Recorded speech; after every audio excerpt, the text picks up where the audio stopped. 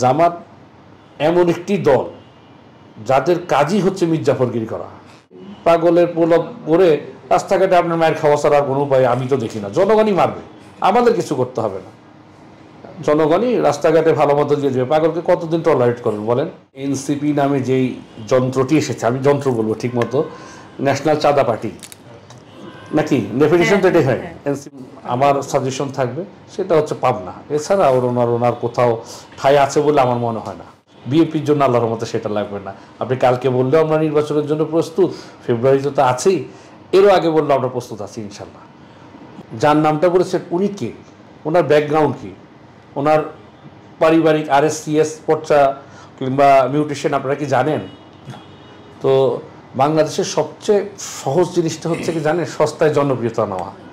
এবং বিএনপির নাম এবং আমার বিএনপির ঘরানার বিভিন্ন ব্যক্তিবর্গের নামটা উনি ইউজ করে উনি, আমার মনে হচ্ছে যে উনি নিজে হাইলাইটস হতে চাচ্ছেন এবং হয়েও গেছেন এবং ভাইরাল তো উনি, যেহেতু সবার মুখে সব সাংবাদিক ভাইরা আসলে বা বিভিন্ন জায়গায় এই নামটা আমাদেরকে বলা হয় বা বিভিন্ন জায়গায় শুনি। তো এটা এই ক্ষেত্রে ওনার সাফল্য আছে। মানে খালি মাঠে বা খালি বুলি মেরে যে জনপ্রিয়তা অর্জন করা, সেটা তো মানে ওনার চেয়ে ভালো আর কেউ পারার কথা না। আর কে কী বললো না বললো সেটা নিয়ে তো আমরা মাথা ঘামানো লাভ নেই, কারণ ওনার কথা শোনার মতো বা ওনার কথা বোঝা অত দূর আমাদের নেই, আমাদের দলের নেই। কারণ উনি ওই লেভেলের কোনো যোগ্যতা সম্পন্ন ব্যক্তি না। উনি যদি যোগ্যতা সম্পন্ন ব্যক্তি হতেনই তাহলে সেই ক্ষেত্রে উনি কখনো, সে যে দলেরই হোক, একটা রেসপেক্টনেস নিয়ে কথাবার্তা বলতো।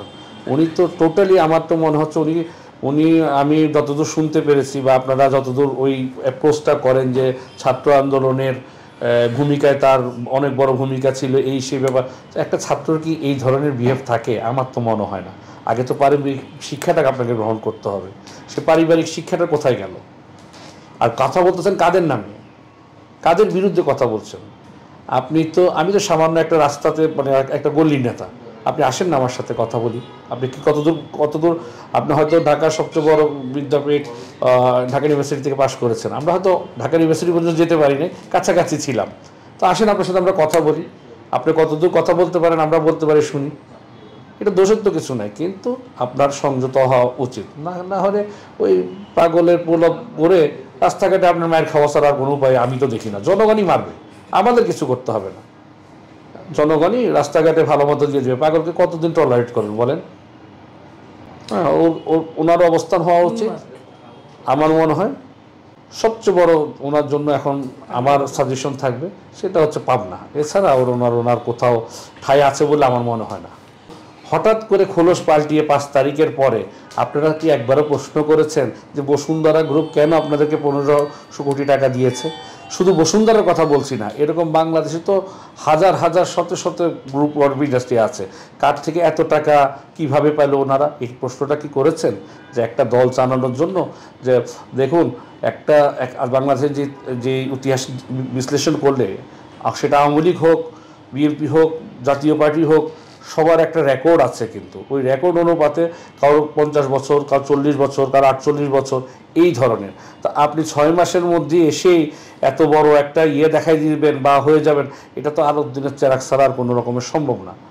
তা আমার তো মনে হচ্ছে যে হয়তো এনসিপির মধ্যে যারা আছেন তারা অনেক সৌভাগ্যবান, নিশ্চয়ই সৌভাগ্যবান, বা ওনাদেরকে যারা ধারণ করছেন, আমাদের উপদেষ্টাদের কয়েকজনের বাবা সম্পর্কে আমি কিছুক্ষণ আগে শুনছি। তো তাদেরকে নিশ্চয়ই আল্লাহ দিনের চেরাক দিয়েছেন। এছাড়া তো এরকম হওয়ার কথা না রাতারাতি। আমরা যতদূর জানি, যতদূর শুনেছি ওনাদের সম্পর্কে, এনসিপি নামে যেই যন্ত্রটি এসেছে, আমি যন্ত্র বলবো ঠিক মতো, ন্যাশনাল চাঁদা পার্টি নাকি ডেফিনিশন তো এটাই হয়। এনসিপি ন্যাশনাল চাঁদা পার্টি, যেটা অনেক অংশেই আমাদের উপরে চাপানো হয়, বিশেষ করে বিএনপির উপরে চাপানো হয়। যাক, সেটা নিয়ে আমাদের আপত্তি নেই। আমরা তো প্রথমেই বললাম যে ওনারা কি বলতে চাচ্ছে, ওনাদের ভাষাই তো আমরা বলছি। ওনাদের তো গার্ডিয়ান নেই। আমি কিন্তু প্রথমেই কথাই বলেছি যে আপনার যে কোনো কিছু, আপনার আরএস, সিএস, মিউটেশন, সিটি জরিপ সব কিছু মিলিয়ে আপনার ওভারঅল একটা প্যাকেজ আসবে। তো আপনার কোনটা আছে সেটা আমরা দেখতে চাই। আপনার তো কোনো কিছুই নেই। এখন আপনার তো গার্ডিয়ানই নেই। আপনার যদি গার্ডিয়ান থাকতো আপনাদের দলের নেতাকে, সেটাই তো আমরা জানি না।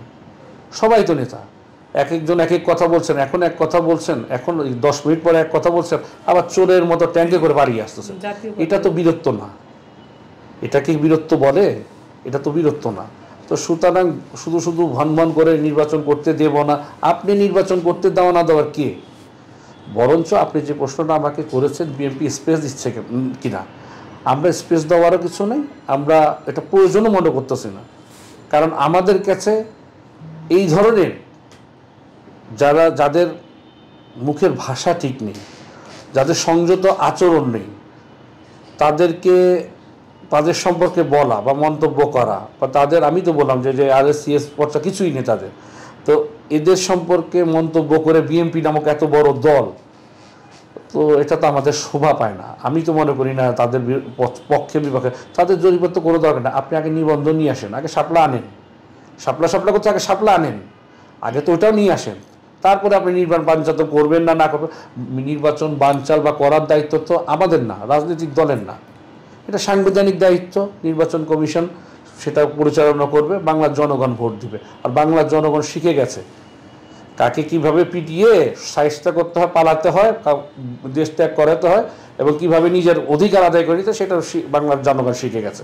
সেটা ছাত্রর মাধ্যমে হোক, শ্রমিকের মাধ্যমে হোক, আর মা বোনদের মাধ্যমেই হোক, সবাই দেখিয়ে দিয়েছে। সুতরাং ওই ভয় এখন বাংলা মাটিতে দেখে 24-এর পরে যে ইলেকশন করতে দেবেন না, দেশটা তো আপনার বাপান না, ওই যে একটা কথা ছিল না, তো আপনি তো সূত্রপাত তো ওইভাবেই ধরছেন।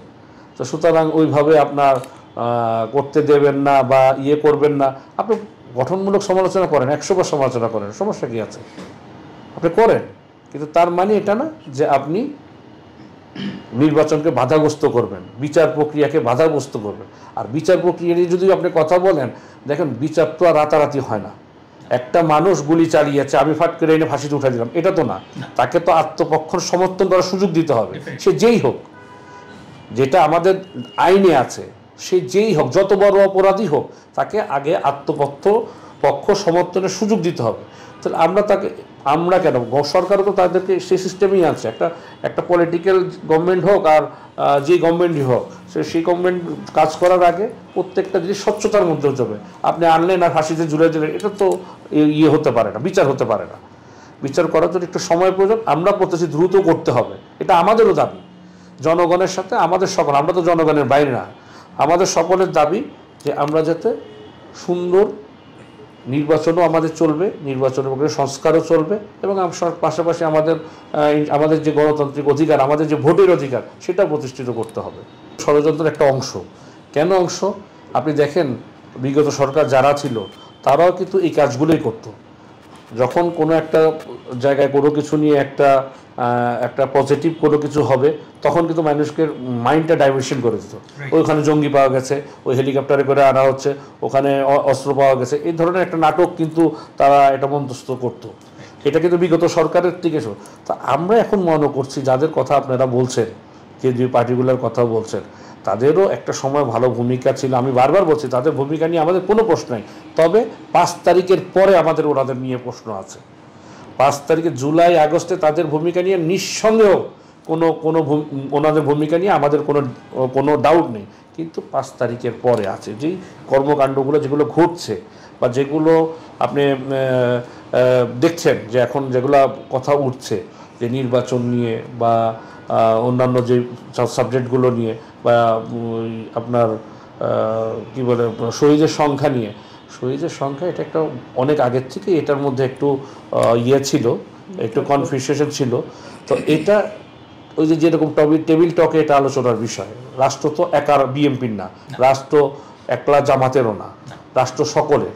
তো সকলে বসে যারা আইন প্রণেতা আছেন, ডক্টর কামাল সাহেব তো এখনও জীবিত আছেন, উনি তো বাংলাদেশের সংবিধান প্রণেতা, উনি আছেন, আরও বিজ্ঞ লোকজন আছেন, তাদেরকে নিয়ে বসে একটা সঠিক সংখ্যা নিয়ে আপনি বলতে পারেন। আমাদের দেশনেত্রী বেগম খালেদা জিয়াও সংখ্যাটা নিয়ে বিরূপ প্রতিক্রিয়া বলেছেন একটা সময়, ঠিক আছে, কিন্তু ওটা নিয়ে কিন্তু আমরা ওই মারামারি কোটাকুটি বা ওটা নিয়ে আন্দোলনে কিন্তু আমরা যাইনি। ডেফিনেটলি এটা নিয়ে একটু সংখ্যা বা একটু সংখ্যাটা নিয়ে একটু আছে নিজেদের মধ্যে একটু, যেহেতু ওনার হাজব্যান্ড বা আমাদের নেতা রণাঙ্গলে ছিলেন এবং উনিও ছিলেন, উনি যেহেতু ক্যান্টনমেন্টে মন্দির ছিলেন ওনার সহ পরিবেশ সহ, সুতরাং ওনারা অনেক কিছু দেখেছেন, উপলব্ধি করেছেন। হয়তো উনি ওনার দৃষ্টির থেকে আমাদের নিয়ে ওটা দাবি তুলতেই পারে বা করতেও পারে, হ্যাঁ, যে সঠিক সংখ্যাটা নিয়ে। কারণ যারা এটা বিরোধিতাটা যারা বললো যে না এটা ইতিহাস বিকৃতর একটা অংশ, ওই আমলে যারা বলেছিল তারা তো কেউ দেশে ছিলেন না, ওনারা তো কেউ দেশে ছিলেন না। তো সুতরাং কয়জন মারা গেছে ওনারা কীভাবে জানবেন? ওনারা তো জানছে, ওনারা তো স্বাধীন হওয়ার অনেক পর এসছেন। সেই জন্য ওই তর্কে আমি যাচ্ছি না। এখন আমার প্রশ্ন হচ্ছে হচ্ছে সোটাসাপটা দেওয়া হচ্ছে যে আমরা এখন 1 নম্বর বিচার, যে জুলাই আগস্টের যে হত্যাকাণ্ডের যে বিচার, সেই বিচার নিয়ে আমরা কাজ করছি সকলে মিলে। যার অবস্থান থেকে সবাইকে অনুরোধ করব, আপনারা জনগণের অনুরোধ করবো যার অবস্থান থেকে সবার মতো করে এটার ব্যাপারে সোচ্চার হবেন। বিচারটা সবচেয়ে প্রথম, সংস্কার সাথে নির্বাচন, অর্থাৎ 3-এর সমন্বয়, একটার জন্য একটা যাতে বাধাগ্রস্ত না হয়, সেটাই হচ্ছে আমাদের চাওয়া বা পাওয়া প্রশাসনের কাছেও। আর এটা তো মৌলিক, জনগণের মৌলিক দাবি, জনগণ তো পাশেই আছে। জামাত এমন একটি দল যাদের কাজই হচ্ছে মির্জাফরগিরি করা। আমি না বলে পারতেছি না, সরি, আমাকে মাফ করবেন। তাদের কাজ, ইতিহাস সেটা বলে, এটা আমার কথা না। হয়তো এইভাবে শুনতে খারাপ লাগে একটা বড় দলের বিরুদ্ধে আমি বলছি, কিন্তু ওনার আচরণটাই এরকম। স্বাধীনের পর থেকে, স্বাধীনের প্রাক্কাল থেকে, আপনারা বলেন তো, বুকে হাত দিয়ে বলেন তো, বাংলার প্রত্যেকটি মানুষ যারা ছিলেন, যারা আছেন, মুরব্বীরা যারা আছেন, যারা দল করেন, জিজ্ঞেস করেন তো জামাত কি কখনো বাংলাদেশের স্বাধীনতা চেয়েছিল কিনা? এটা তো চাইনি। তো যিনি দেশের স্বাধীনতাই চাননি, তো তিনি এখন তারা বড় বড় গুলি করে এখানে একে বসে। আসলে প্রচেষ্টা হয়ে গেছিল কি, আপনার আওয়ামী লীগ আর জামাত ছিল মুদ্রার এই পুঁটিপুট। কেন বলছি? আমি যুক্তি সহকারে বলছি এবং প্রমাণ সহকারে বলছি। যখন আওয়ামী লীগ গভর্নমেন্ট যাওয়ার আগে প্রশাসনে যে সেট আপটা করে দিয়েছিল, আগে তো একটা সময় ছিল মানুষ 1, 2, 3 সেট আপ করে। আমার জানা মতে প্রশাসনিক, আমি কিছু কাজ করি, কিছু অনেক সময় আমার যাওয়া হয়, তো সেই ক্ষেত্রে আমি জানি, আমি আমার বাস্তব অভিজ্ঞতা থেকে বলছি, প্রশাসনে 1 থেকে 15 পর্যন্ত সব ওনাদের সেট আপ। তো সুতরাং আপনি যে বলছেন এই জায়গায় এভিসি হবে, হবে, ওইটা একটা প্রক্রিয়াগত কারণে পড়ে গেছে। কারণ আপনি এখন দেখা গেছে যখন যিনি 1 নম্বরে ছিল উনি বাদ, 2 নম্বরের তার অবস্থা ভালো, 3 নম্বর পর্যন্ত আপনি ঠেকিয়ে রাখছেন, 5 নম্বর 4, 6 নম্বর যারা আছে তাদেরকে তো আপনি ঠেকিয়ে রাখতে পারবেন না। তো সেই ক্ষেত্রে প্রক্রিয়াগত কারণে হয়তো তারা আরও বসতেছে, কিন্তু এটা তো মানে একদম স্থায়ী না।